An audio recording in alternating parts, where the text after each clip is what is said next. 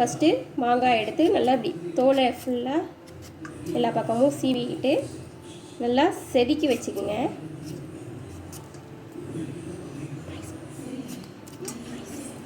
இங்கே பாருங்கள், இது போல் ஃபுல்லாக சீவி வெறும் இது மட்டும் மாங்காயோட விதை மட்டும்தான் இருக்குது. ஃபுல்லாக இது போல் கேரட் செதுக்கிறதுல நல்லா செதுக்கி எடுத்து வச்சுக்கோங்க. எடுத்து வச்சுக்கிட்டு இப்போது தாளிக்கலாம். மாங்காய் பச்சடிக்கு அதுக்கு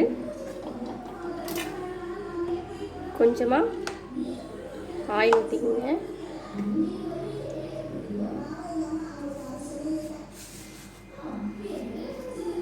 ஆயில் சூடானதும் கொஞ்சமாக கடுகு போட்டுக்கலாம்.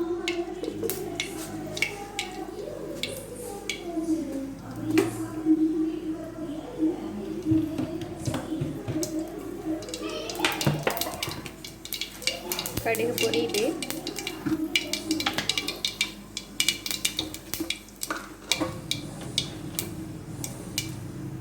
கடுகு பொரிஞ்சதும் ஒரு மிளகால கிள்ளி போட்டுக்கோங்க.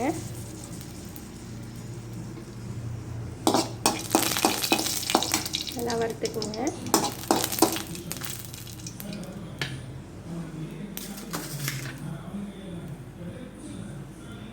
இதில் நம்ம மாங்காய் துருவி வச்சுருக்கோம்ல, அதை போட்டு நல்லா வதக்கி விட்டு மாங்காய் வேகிற அளவுக்கு கொஞ்சமாக தண்ணி சேர்த்து நல்லா வதக்கி விட்டுட்டே இருந்தோம்னா நல்லா குழஞ்சி வெந்து வந்துடும்.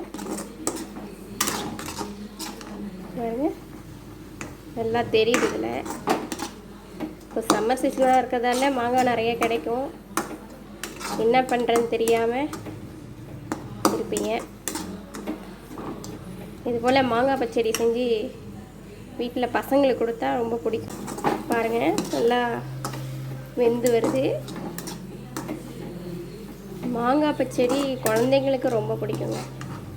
மாங்காய் ரொம்ப புளிப்பாக இருக்குது, இல்லை சம்மர் சீசனில் நிறையா இருக்குது அப்படின்னா நீங்கள் இது போல் மாங்காய் பச்சடி செஞ்சு குழந்தைங்களுக்கு கொடுக்கலாம். ஏன்னா இதில் இனிப்பு போடுறதால ரொம்ப பிடிக்கும். இது அறுசுவை உணவுன்னு சொல்லுவாங்க. நல்லா வெந்து வருதுங்க. வேகிற வரையும் கிண்டிகிட்டே இருங்க, அடி பிடிக்காமல்.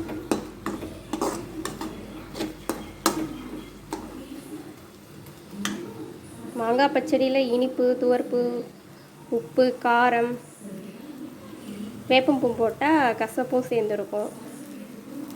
புளிப்பு இருக்கிறதால இது அறுசுவை உணவுன்னு சொல்கிறாங்க.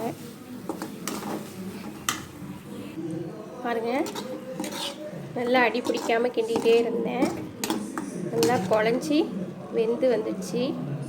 இந்த ஸ்டேஜில் நம்ம நாட்டு சர்க்கரை இல்லைன்னா வெல்லம் சேர்த்துக்கலாம். நான் இப்போ நாட்டு சர்க்கரை சேர்த்துக்கிறேன். நாட்டு சர்க்கரை சேர்த்தோம்னா கொஞ்சம் இலகும். போட்டு நல்லா சர்க்கரையோடு மிக்ஸ் பண்ணி கிண்டுங்க.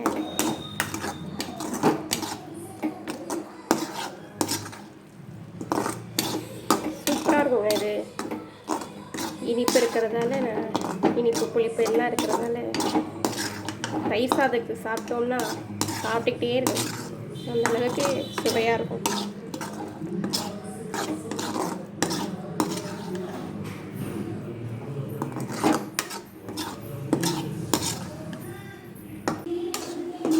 பாருங்க, வெல்லம் நல்லா, நாட்டு சர்க்கரை நல்லா இலகிடுச்சு.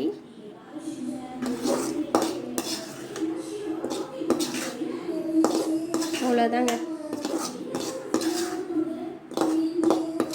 உங்களுக்கு இன்னும் இனிப்பு தேவைன்னா சர்க்கரை இன்னும் கூட நீங்கள் சேர்த்துக்கலாம்.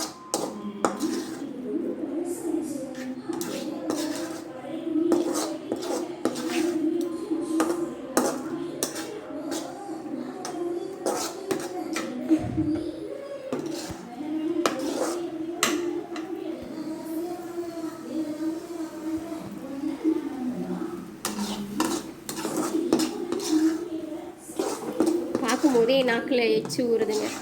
அந்த அளவுக்கு மாங்காய் பச்சடி ரெடி ஆயிடுச்சு. நல்ல சுவையாக இருக்கும்.